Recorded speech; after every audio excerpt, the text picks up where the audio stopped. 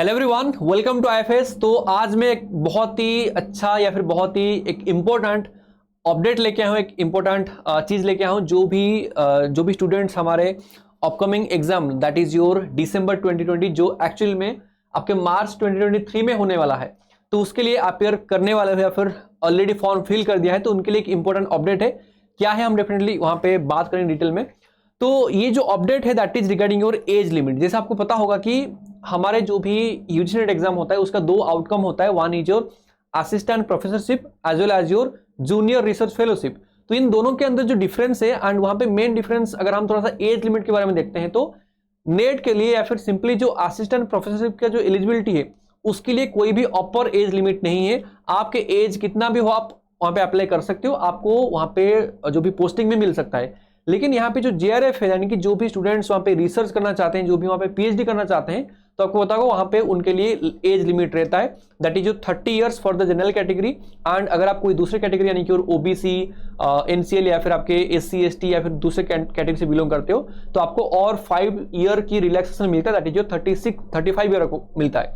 तो उसी के रिगार्डिंग एक अपडेट यहाँ पे आया है। As you can see here NT के ऑफिशियल वेबसाइट में यहाँ पे स्टार्टिंग में एक अभी अपडेट आया है that is update for the candidates who are appearing for the December 2022 cycle. तो देखो यहाँ पे अपडेट क्या है, as you can see here यहाँ पे देखो लिखा गया है कि the National Testing Agency is in process of inviting online application form for the UGC NET December 2022 as the public notice dated on your 29 December. तो यहाँ पे आपको जैसे पता होगा करेंटली हमारे दिसंबर 2022 का जो एग्जाम है उसके लिए फॉर्म फिलिंग करेंटली चल रहा है। तो जिनको अपियर करना है, जिन्होंने अभी तक नहीं किया, फटाफट अप्लाई करो। लेकिन यहाँ पे लिखा है कि क्योंकि देखो थोड़ा सा मिस कन्फ्यूजन हुआ है, तो कन्फ्यूजन क्या है दैट इज स्टूडेंट्स ये सोचते हैं कि जैसे अभी हमने फॉर्म फिलिंग करना स्टार्ट किया क्योंकि 29 दिसंबर से चालू हुआ एंड ये अप टू योर 18 या फिर 16 जनवरी तक वो चलेगा। लेकिन यहाँ पे कुछ स्टूडेंट्स सोचते हैं कि हमारा जो एज लिमिट है दैट इज योर 30 ईयर या फिर 35 ईयर, तो वो कहाँ पे होना चाहिए, वो जनवरी से स्टार्ट होना चाहिए। लेकिन ऐसा नहीं है। उन्होंने बोला कि आज this exam is of the December 2022, ये दिसंबर का एग्जाम है, भले ही ये 2023 में हो रहा है, तो इसीलिए आपके जो भी अपर एज लिमिट होना चाहिए that is for 30 year for the JRF, so that should be on your date 1/1/2022 यानी कि योर 1/1 बोला 1/12/2022 यानी कि दिसंबर का जो स्टार्टिंग डेट है यानी कि दिसंबर 1 तक आपका एज 30 ईयर से कम होना चाहिए।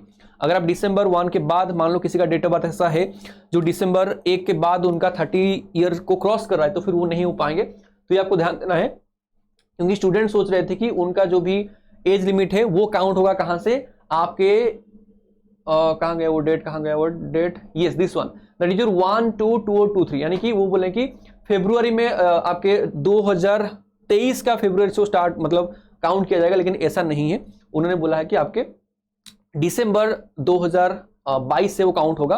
तो आपको ये थोड़ा सा कंफ्यूजन को दूर करना है। ऐसा नहीं होगा कि एग्जाम जब होगा उससे आपको काउंट करना है, नहीं। उन्होंने बोला है कि साफ साफ बोल दिया है कि अगर किसी कंफ्यूजन है ये नोटिस को आप रेफर कर सकते हो। तो आपके जो अपर एज लिमिट है जो 30 या फिर 35 आप जो भी कैटेगरी से बिलोंग करते हो वो आपने देखो लिखा गया है कि जेआरएफ के लिए नॉट मोर देन 30 ईयर्स आज ऑन 1/12/2022 यहां तक आपका 30 ईयर्स से कम होना चाहिए। And a relaxation of up to 5 years is provided to the candidates belonging to your OBC NCL as well as your SC ST PWD and third general categories. तो इनके लिए और 5 साल का है एक्स्ट्रा चीज दैट इज जो 35 years नहीं होना चाहिए। कहां पे, आपके 1/1/2022 के अंदर। ठीक है, so this was the important information. I hope आपको डेफिनेटली ये समझ में आया होगा। एंड उसके साथ साथ इसमें आपको ऑलरेडी स्टार्टिंग में बताया था कि there is no upper age limit in applying for UGC NET for the assistant professor. अगर आप ओनली असिस्टेंट प्रोफेसर के लिए अप्लाई करना चाहते हो तो वहां पर कोई एज लिमिट नहीं है। आपके एज कितना भी हो, आप कौन सी कैटेगरी से भी बिलोंग कर सकते हो, लेकिन आप वहां पे अप्लाई कर सकते हो। लेकिन अगर आप रिसर्च करना चाहते हो, जिनको पीएचडी करना है, जो जीआरएफ के लिए अप्लाई कर रहे हो, तो आपको थोड़ा सा एज लिमिट के ऊपर ध्यान देना पड़ेगा जिनका एज ज्यादा हो गया है। तो ठीक है, so this was all about this particular news या फिर this particular notice. I hope आपको ये कंटेंट या फिर ये जो मैंने आपको बताया अभी डेफिनेटली इंफॉर्मेटिव में लगा होगा। तो जो भी आपके दोस्त हैं, दोज हु आर प्रिपेयरिंग या फिर those who are appearing for the next session, उनके साथ ये डेफिनेटली शेयर करो जिन्होंने ऑलरेडी फिल किया हुआ है। उनके पास ये इन्फॉर्मेशन होना चाहिए, नहीं तो अगर ऐसा कुछ होगा तो फिर प्रॉब्लम हो जाएगा। वो एक्सपेक्ट कुछ और कर रहे होंगे, यहाँ पे एनटीए ने कुछ और बताया है। तो ये 1 महीने के अंदर भी बहुत सारे स्टूडेंट आते हैं, तो इसलिए उन्होंने साफ साफ लिख दिया है वो 1 महीने हो 2 महीने जितना भी गैप है उसके अंदर आपका एज लिमिट इतना होना चाहिए। ठीक है, so that was all from my side for today's particular video. So I hope ये डेफिनेटली पसंद आया होगा। आपके क्या राय है इस वीडियो के ऊपर, या फिर क्या इस जो नोटिस है उसके ऊपर आपको क्या बोलना है, आप हमें डेफिनेटली कमेंट सेक्शन में बता सकते हो। सो फिर मिलते हैं कोई दूसरे वीडियो में, तब तक के लिए thank you so much for watching and happy learning.